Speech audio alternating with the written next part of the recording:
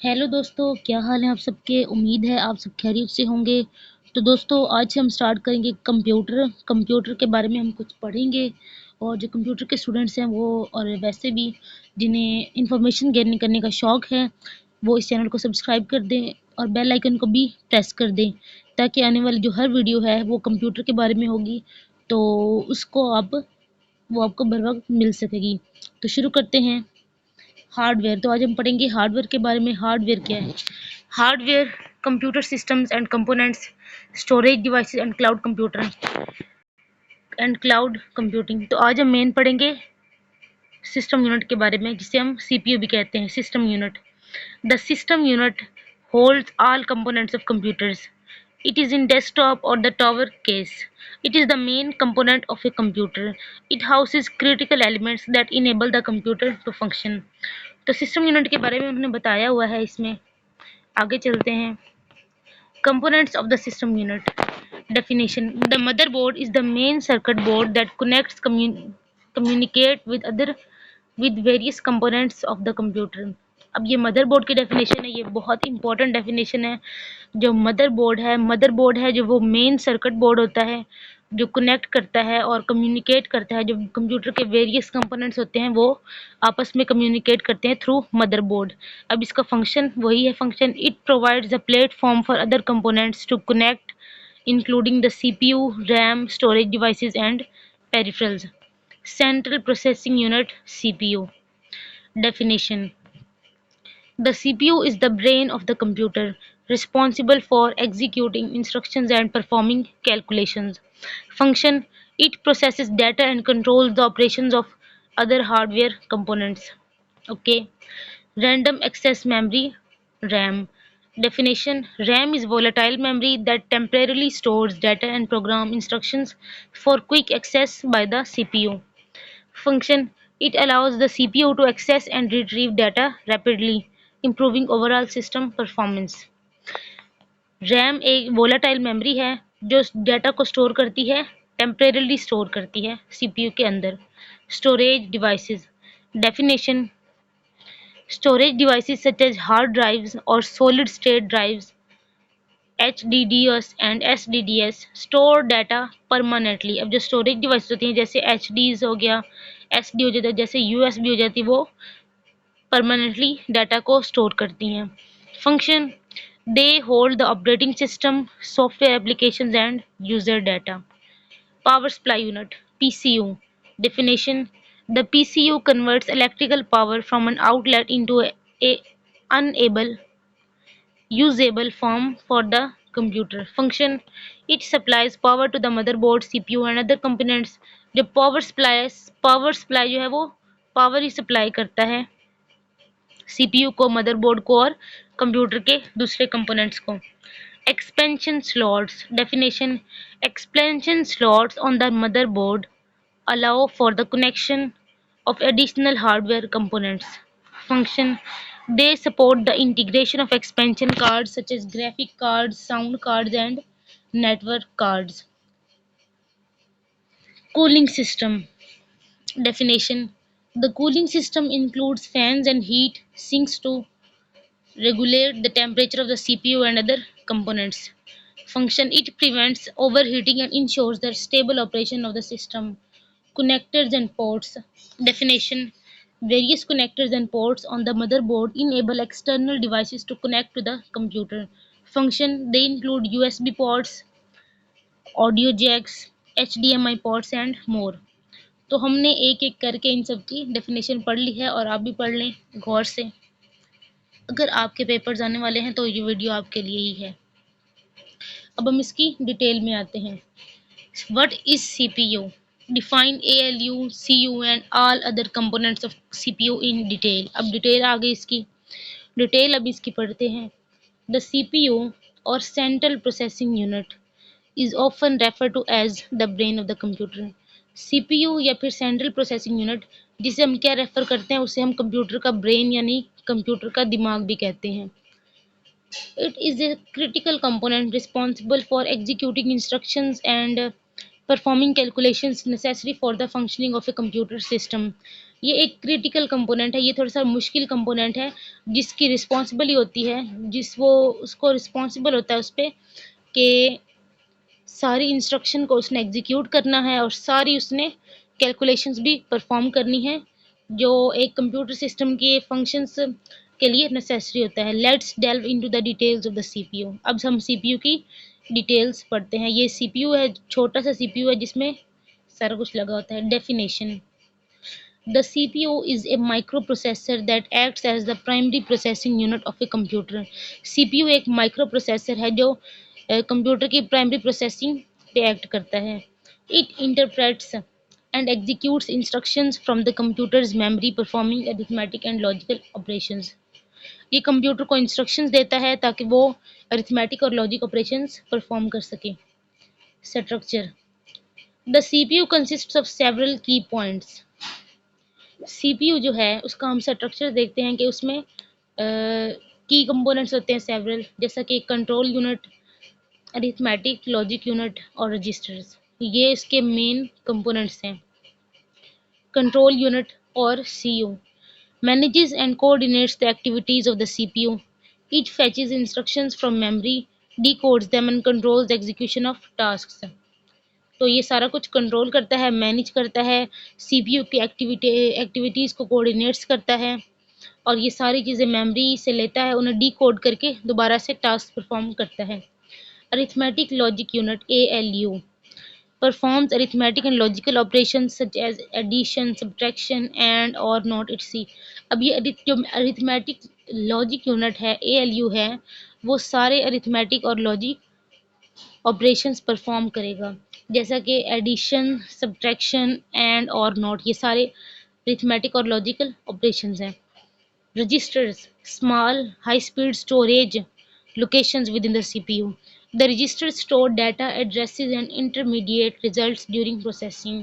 अब जो रजिस्टर्स है उनका क्या काम है? उनका काम है जो ये बहुत छोटे से होते हैं और हाई स्पीड होते हैं, उनका काम है हर चीज़ को स्टोर करना। ये सीपीयू में स्टोरेज लोकेशंस लगी होती है अलग अलग फाइलों को स्टोर करने के लिए।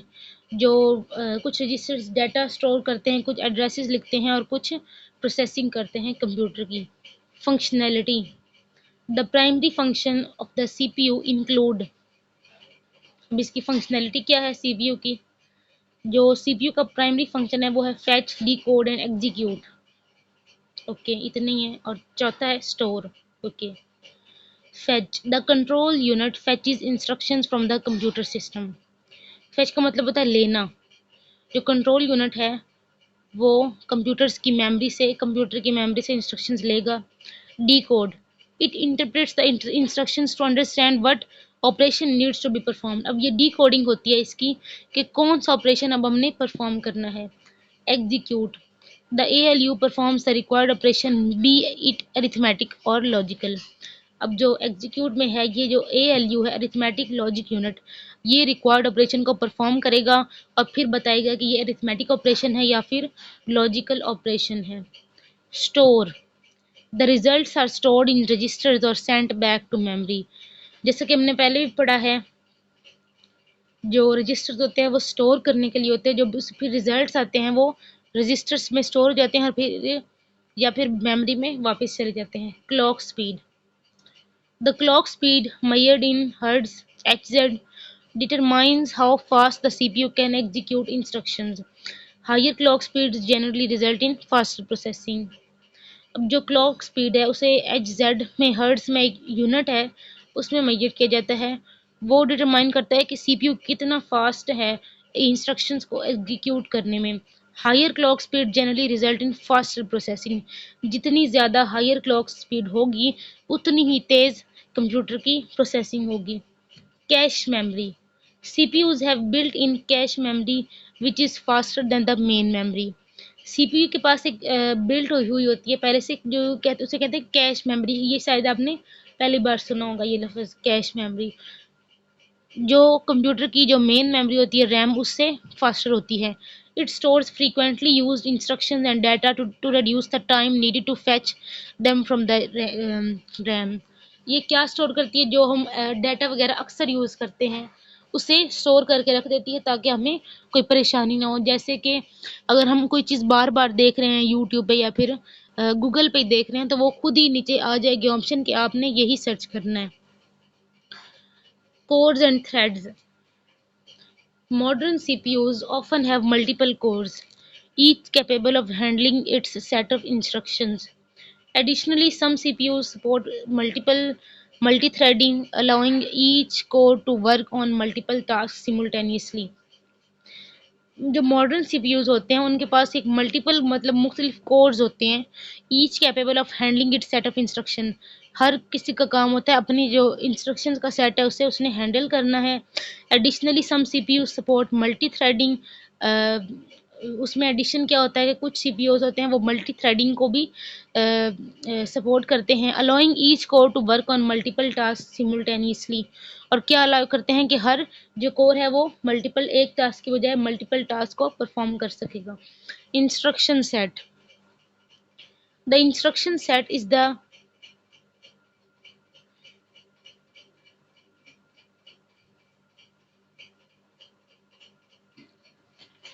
instruction set is the repertoire of machine level instructions that the CPU can execute. It defines the operations of the CPU can perform। जो इंस्ट्रक्शन सेट है वो क्या ऑपरेशन डिफाइन करता है जो सीपीयू परफॉर्म करेगा, इंस्ट्रक्शन ही देता है वो। Architecture. CPU architectures very with common ones including x86, x64, ARM, etc. Different architectures may have different instruction sets and capabilities। जो सीपीयू का आर्किटेक्चर होता है वो सीपीयू की मेमोरी पे ही होता है कि उसकी क्या परफॉर्मेंस है। वो ये मुख्तलिफ उसके नंबर्स लिखे हुए हैं x86, x84, ARM, etc। और जो मुख्तलिफ आर्किटेक्चर्स होते हैं वो उनके पास डिफरेंट इंस्ट्रक्शन सेट्स और कैपेबिलिटीज़ होती हैं। Overlocking. Overclocking involves increasing the clock speed of the CPU to enhance performance. However, it also generates more heat and caution is needed to prevent overheating. Overclocking Overclocking involves increasing the clock speed of the CPU। जो overclocking है वो CPU की जो clock speed होती है, मैं पहले भी आपको बताई है जो clock speed क्या होती है। clock speed को वो इंक्रीज करता है ताकि परफॉर्मेंस इनहांस हो जाए, परफॉर्मेंस ज़्यादा हो जाए। However it also generates more heat and caution is needed to prevent overheating. ताहम ये जो ओवरक्लॉकिंग होती है ये हीट ज़्यादा जनरेट करती है। Role in system performance. The CPU's performance significantly influences the overall speed and responsiveness of a computer. It works in conjunction with other components such as RAM and storage to deliver efficient and fast computing। Role in system performance। The CPU's performance significantly influences the overall speed and responsiveness of a computer। जो CPU की performance होती है उसकी वो बहुत ही उसकी performance important होती है। उसकी स्पीड ओवरऑल स्पीड को देखती है और रिस्पॉन्सिवनेस कंप्यूटर की रिस्पॉन्सिव होती है क्योंकि ये कंप्यूटर का ब्रेन है तो ये सारे वर्क परफॉर्म करता है जैसे कि RAM and storage to deliver efficient and fast computing, ताकि एफिशिएंट भी हो सके कंप्यूटिंग और फास्ट भी हो सके। Understanding the CPU is essential for optimizing system performance, especially in tasks that demand significant processing power such as gaming, video editing, and scientific simulations।